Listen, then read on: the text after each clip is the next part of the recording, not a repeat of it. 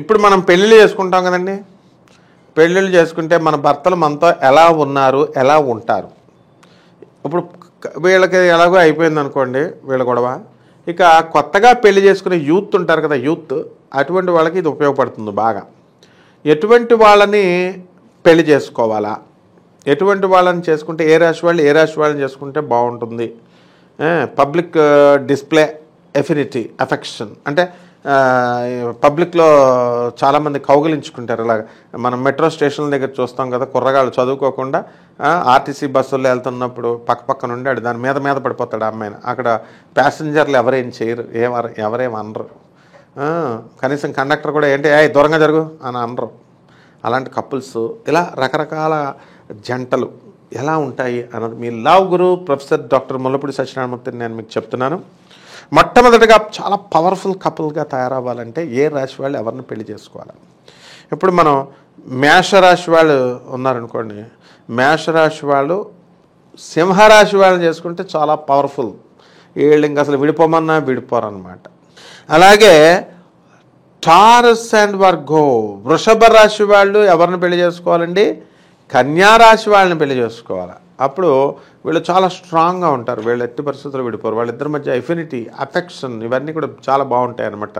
అంటే చూడగానే 3 రావాలి కదా వాళ్ళకి, that is called as affinity.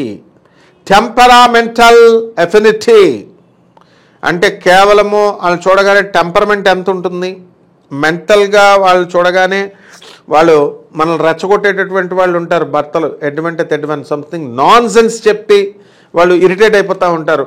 వీళ్ళ పాపం ప్రొవోకింగ్ చేసేటటువంటి వాళ్ళు, పిన్ చేసేటటువంటి వాళ్ళు, పోకింగ్ చేసేటటువంటి వాళ్ళు, ఇలా చాలామంది ఉంటారు.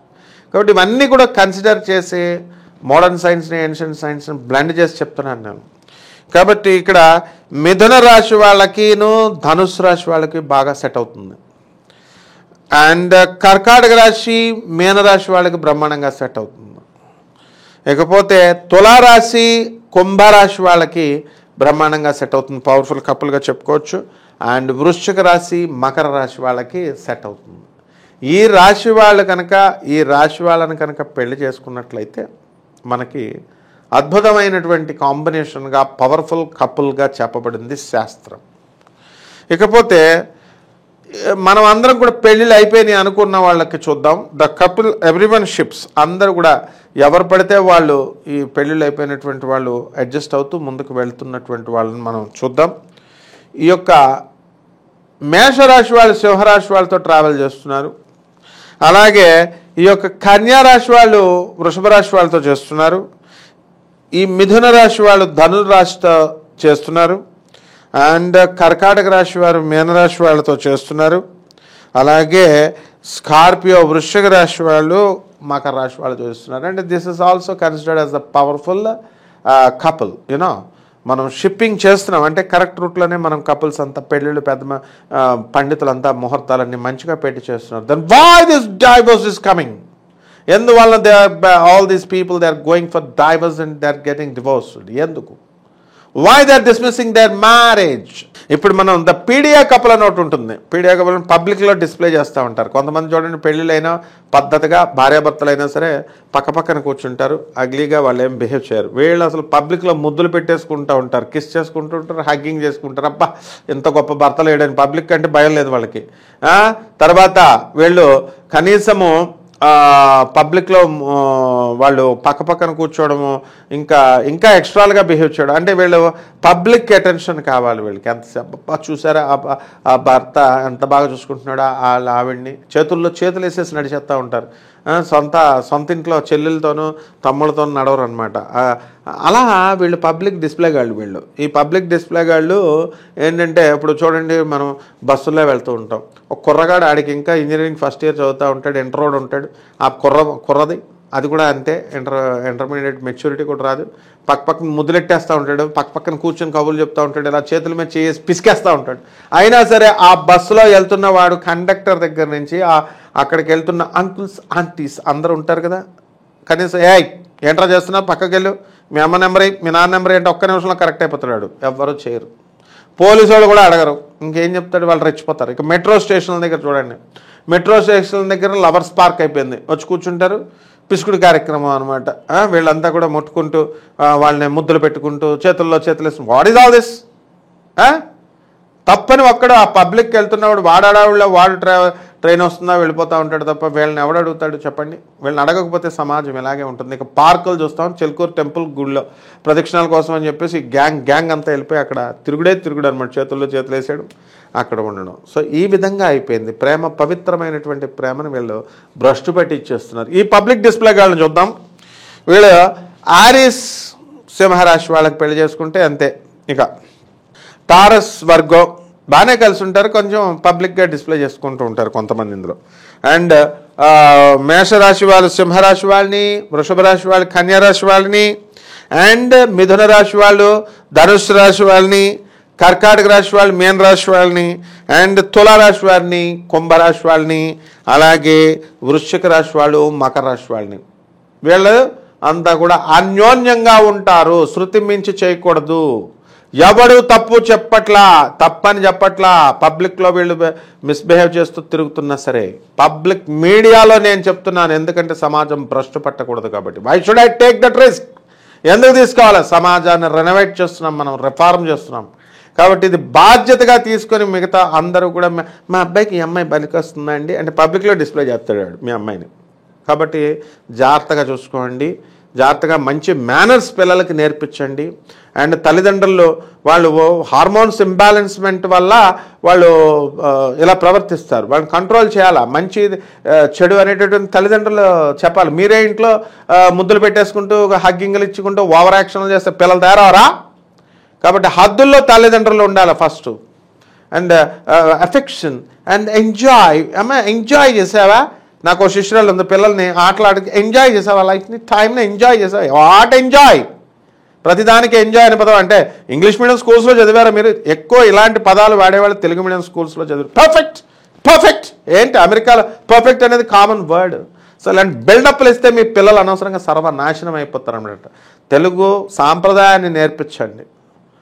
Be modern, but torn jeans వేసుకొని మీ బుద్ధులు 5 పైసలు పక్కింటోడికి పంచరు, పేదవాళ్ళకి పంచరు, మీరు తిండే సరిగ్గా తినరు, సెల్ఫిష్గా పక్కనోడికి పేదవాడికి పెట్టరు. రూపాయి అయితే $80 అయిపోద్ది అనుకుంటే ఎట్లా? మంచి మేనర్స్ నేర్పించండి, మీ పిల్లలు సుఖంగా 100 సంవత్సరాలు బతుకుతారు. అలాగే ఇప్పుడు ద బెస్ట్ ఫ్రెండ్స్ కపుల్ వీళ్ళని చూసుకుందాం. అంటే బెస్ట్ ఫ్రెండ్స్గా ఉండాలి వీళ్ళు. వీళ్ళకి ఈ యొక్క మేషరాశి వాళ్ళకి మిథున రాశి వాళ్ళతో ఫ్రెండ్షిప్ కుదురుతుంది. అండ్ వృషభ రాశి వాళ్ళకి కన్యా రాశితో ఎక్కువ ఎఫినిటీ ఉంటుంది ఫ్రెండ్షిప్. అండ్ తులారాశి వారికి ధనుసు రాశి వారితో ఉంటుంది. అలాగే వృశ్చిక రాశి వారికి కర్కాటక రాశి వారితో స్నేహం చేస్తారు. మీనరాశి వారు మకర రాశి వారితో చేస్తారు. అలాగే కుంభరాశి వారు సింహరాశి వారితో అత్యధికంగా ఫ్రెండ్షిప్ చేస్తారు, ప్రాణప్రదంగా ఫ్రెండ్షిప్ ఉంటారు. వీళ్ళు ట్రాన్స్ఫర్ అయిపోతే ఏడుపులు అనమాట. ఇక వాడు వెళ్ళిపోతారు, తర్వాత మళ్ళీ మర్చిపోతారు అనమాట. ఎవరి దారి ఆడిది, ఏదో ఒక 2 నెలలు అలా కలుసుకుంటారంటే తర్వాత ఎవరి దారి ఆడి మర్చిపోతారు. So always fighting couple. This is very interesting. ఆ రోజు ఫైటింగ్. అమావాస్య వచ్చిందంటే గిన్నెలు వేసేయడమే భర్త మీదకి. అలాంటి ఫైటింగ్ ఉంటేనే మజా ఉండాలమ్మా. ఎప్పుడు కూడా బాగా ఎఫినిటీలు, పబ్లిక్ డిస్ప్లేలు, కిస్లు, హగ్గింగ్లు ఇస్తే సరిపోవు. కొట్టుకోవడం ఇది కావాలా, కొట్టుకునే కప్పులు కావాలా. మా ఇంట్లో మేము రైల్వే క్వార్టర్స్ రాజమండ్రిలో ఉండేవాళ్ళం. మా ఇంటి ఎదురుకుండగా ఈ యొక్క అకౌంట్స్ ఆఫీసర్ ఉండేవారు. వాళ్ళు ఏం చేసేవారు, వాళ్ళు పెళ్ళం ఏం చేసేదంటే గిన్నెలు ఇసిరేసేది భర్త మీదకి, అప్పడాల కర్ర ఇసిరేసేది. But they are considered as the best couple, you know. So ఇక్కడ ఆరీస్ అండ్ మేషరాశి మకర రాశి వీళ్ళిద్దరూ ఫైటింగ్ కపుల్. అలాగే తులారాశి వృశ్చిక రాశి కపుల్ కొట్టుకుంటూ ఉంటారు.